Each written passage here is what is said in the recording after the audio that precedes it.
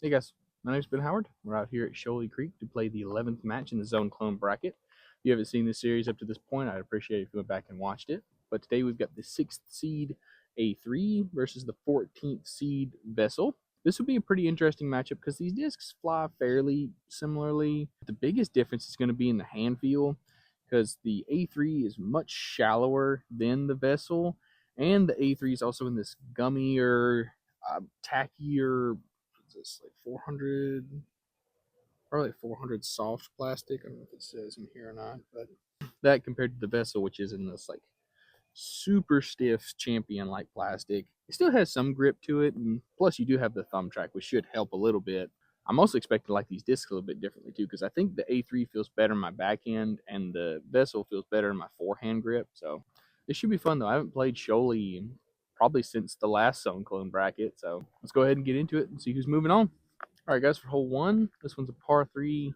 The tee sign says 316. That might be to the long pin. Does it say for the short pin? I don't know, but I'm pretty sure this is closer to like 250, 260. Biggest thing to pay attention to is we got to figure out how to get around this tree because I'm. You have the backhand turnover or backhand flex line, but I'm kind of thinking going with a forehand with both these discs. Yeah, I think we'll try the forehand and see how that goes. A3's got the box since it's the higher seed.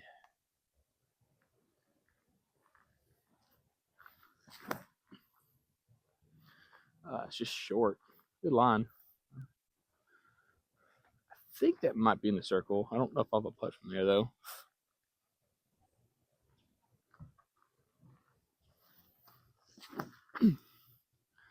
Oh, same thing. Oh, no. Never mind. The Vessel rolled down the hill, so probably won't be as close.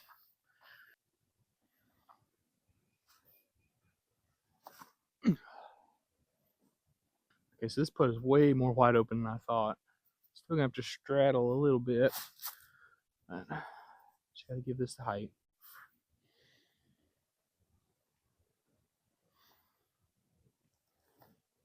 Come on. Oh, dang it. All right, guys, for hole two, got another par three. This one's, the tee sign says 293, but I don't think that's right. I think this plays farther than the last hole, or maybe right about the same distance. You can see the basket straight ahead.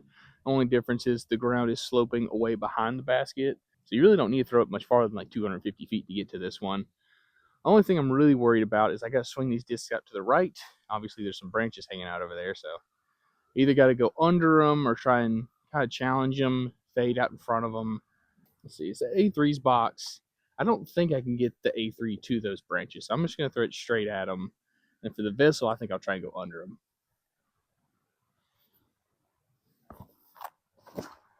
Oh boy, that might be a mulligan. That was a pure yank job. Whoops.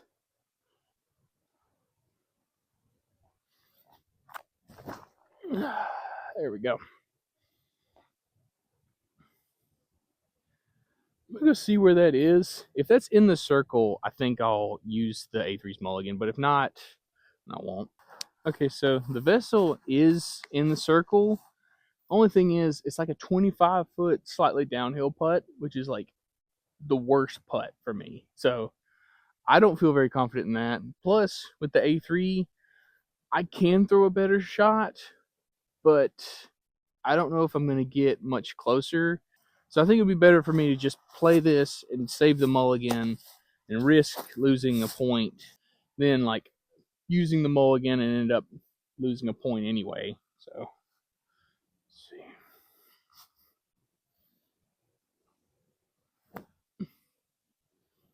Jump in. Oh, nice.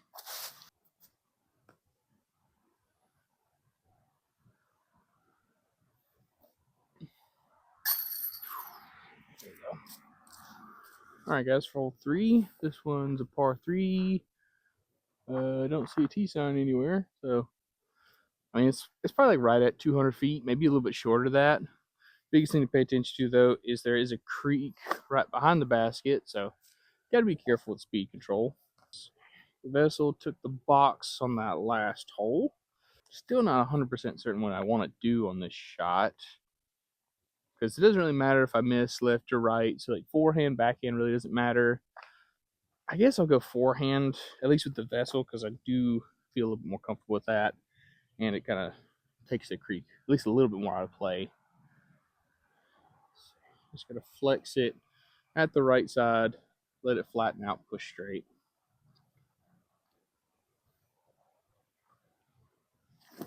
I yanked it. Okay.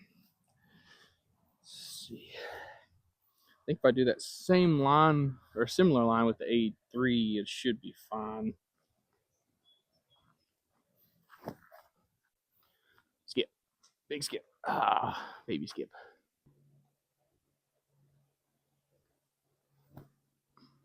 Are you serious? Hit the tiniest tree. Dang it. I probably better use a mulligan there. I think this time I might go backhand hyzer to the right side.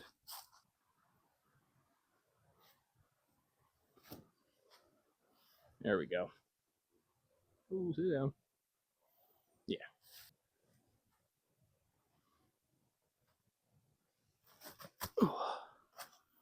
Ooh. Uh-oh. Sit. Ooh, that was close. Okay, it's not as close as it looked from back there, but it looked like that was about to roll in the creek.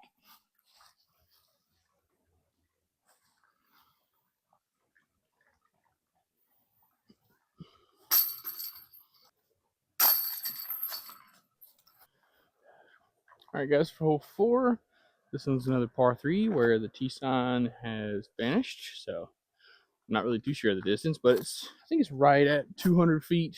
Playing the yellow basket you can see between the two trees. It's the vessel's box. I'm thinking just a flat forehand at the tree on the left side of the basket. Let the overstability carry it back to the right, and just hope I'm not behind the big tree on the right side of the basket, I guess. And then for A3, I think I might go for like a backhand flex shot with it. Let's see.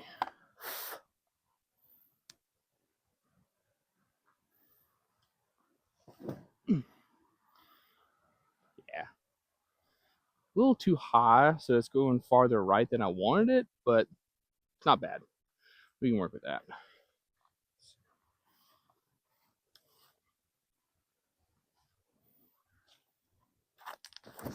Oh, I didn't commit. Right off that. Well, I think I'll have the same putt on either side of the basket. Okay, so both discs are actually closer than I was thinking.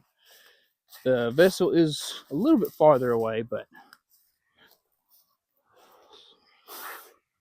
both like 20 to 25 footers.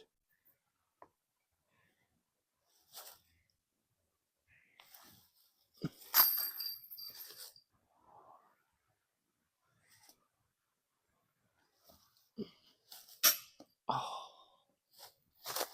right, guys, for hole 5, this one's another par 3 where I have no idea what the tee sign is, but I think this one's closer to like 180, maybe like 150 feet, something like that.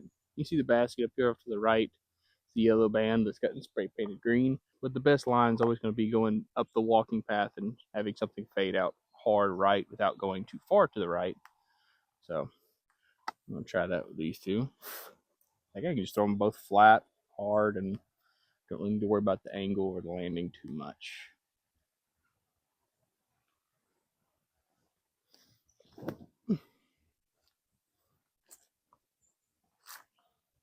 Yeah, it's a touch short, but I'm pretty sure that's within the circle at the very least.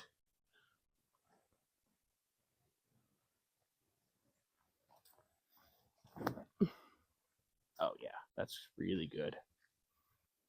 Oh yeah, that should be under it. Okay, so apparently the vessel got just as close as the A3, so I was wrong. How about miss that too?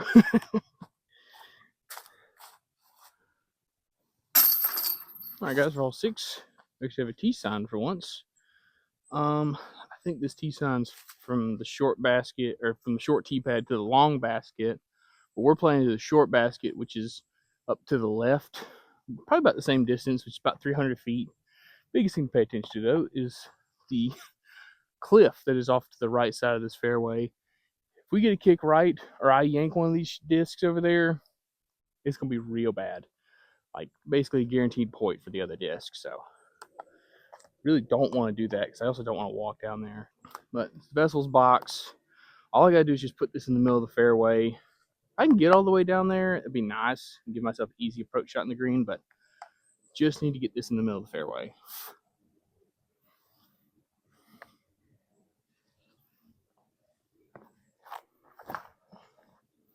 I didn't turn it at all. I tried to give it some anhyzer. Oh boy, sit.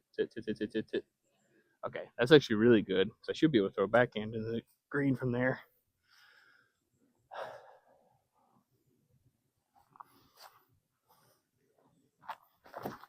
There we go.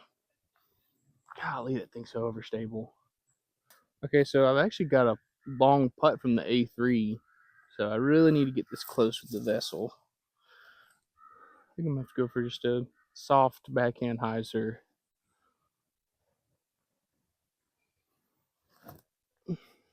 Push. Uh-oh. Oof.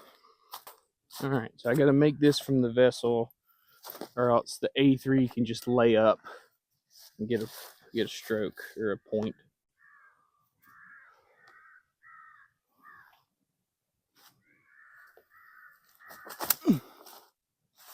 Ooh, good run. Let's just not have this roll back down the hill to us.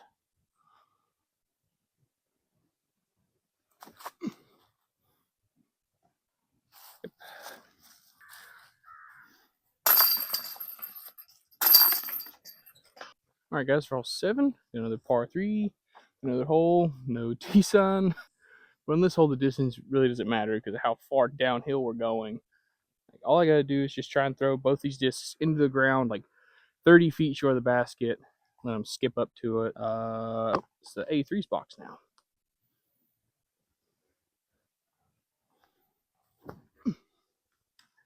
Oh, are you serious? I didn't even see that little turd. Dang it. All right, well. Same thing. Dang it. I didn't see that one either. Okay, well, definitely should have gone for a different game plan there, but oh well. I was thinking about using the A3's mulligan on that, because, I mean, if I could throw even a remotely better shot, I'll have a chance at getting another stroke on the Vessel. But with hole 8 coming up, I really need to save it for that, because that's the most dangerous hole on the entire course.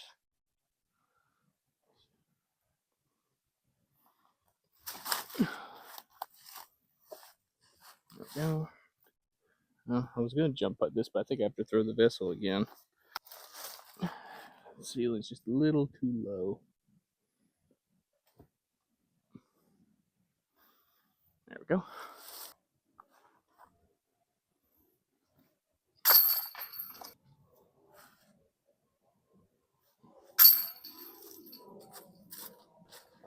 All right, guys, for hole 8, this one's a par 3, 150 feet. You can see the basket straight ahead up this hill. Biggest thing to pay attention to is the ground is all sloping from left to right, straight into the OB Creek. So I've played tournaments out here, or like league rounds, and taken like 7s and 8s on this hole. Because you throw up, roll into the creek, throw up again, roll back down in the creek. But you can also ace this hole or get it easy too. That's why I wanted to make sure I saved the A3's mulligan if I could, because a lot can happen on this hole. It's going first too, so let me give it a little bit of anhyzer out of the hand, try and hit this gap and give it an ace run.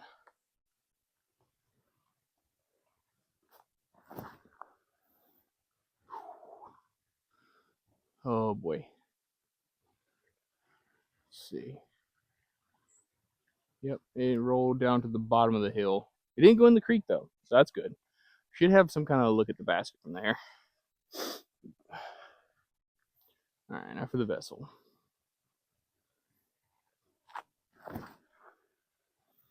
That's what I wanted. That should be long. Shouldn't get any kind of skip or roll. Okay, so I walked up there. The A3 was like I said, at the bottom of the hill. So it was probably like a 25 to 30 footer. I don't know if you can tell from here or not, but there are two trees that are directly on either side of the basket. And the tree on the right side from here was blocking that putt. And it was also like a super far uphill putt. So we're going to use the A3's mulligan here. I don't know if I said it or not, but the vessel is basically parked. So I really need to ace with this thing for this to have a chance to win.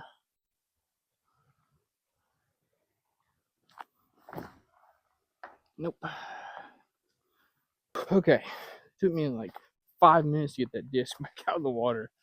But while I was doing that, I was thinking, I don't know if I ever made the rule that if I use a disc mulligan, I have to take that lie.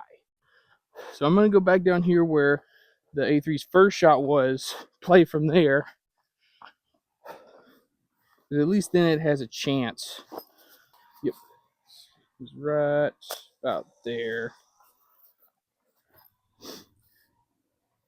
I'm surprised this hasn't ever come up before, but y'all let me know what you think about it. If you think I should make that a rule, or if I do use a disc mulligan, should I have to use that lie?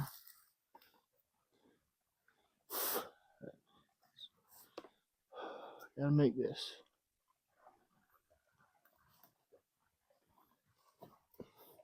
Come on. Oh, see, I knew that tree was gonna block me.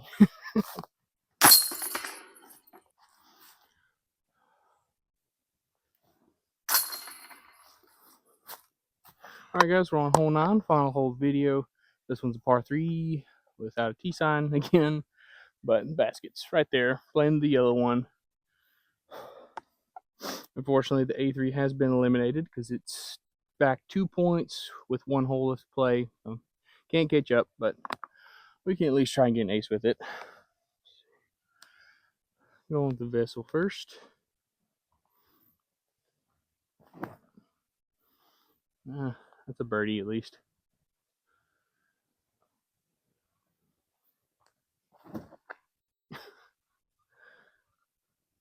Ooh, not good.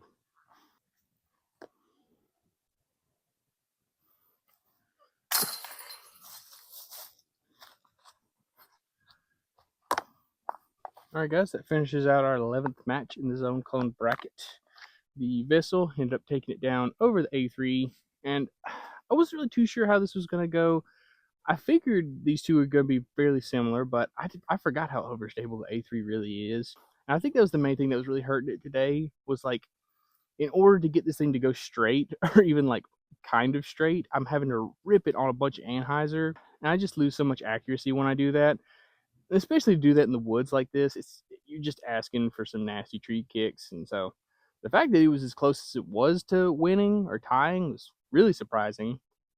I'm also not a fan of this plastic, to be honest. Like, especially in a forehand grip, I just lose confidence when the disc is wobbling around in my hand like that. I don't mind it in backhand. You could especially see it on that last hole. Like, I just couldn't trust it on a hard thrown shot. On softer shots, it doesn't bother me either, but I really do like the A3 though. It feels like it's an overstable approach disc made for backhands because of how shallow it is.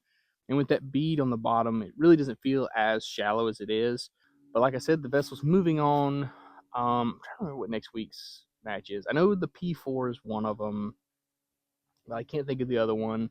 But I'm sure I've already put up on screen. So that should be out next Friday if y'all are interested in watching that. I think that's pretty much everything. So thank y'all so much for watching. Please like, subscribe, and you have a good one.